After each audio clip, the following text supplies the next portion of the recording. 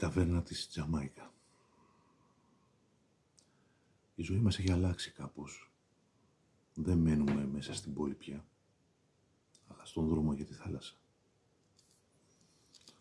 Τα βράδια μας απασχολούν οι διαδρομές του φεγγαριού, τα φτερογίσματα στους λόφους και τα άλογα που κατεβαίνουν στο νερόλακο.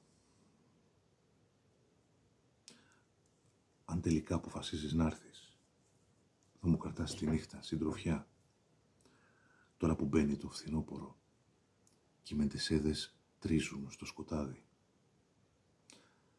Θα μάθεις να προσεύχεσαι με δύναμη και απελπισία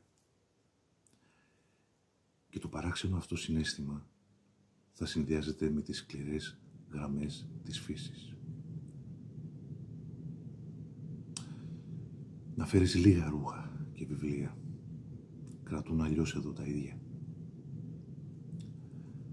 Και μην ξεχάσεις τα κατάλληλα παπούτσια, γιατί ο βάλτος είναι πίσω από το σπίτι και τον χειμώνα έχουμε πολλές βροχές. Σ' αφήνω τώρα. Προσέχεις. Και σ' αγαπώ πολύ, το ξέρεις. Σε σκέφτομαι στον καναπέ εκείνο, πλάι στο παράθυρο, να σκέφτεσαι τον χρόνο και τα σώματα όταν γερνούν.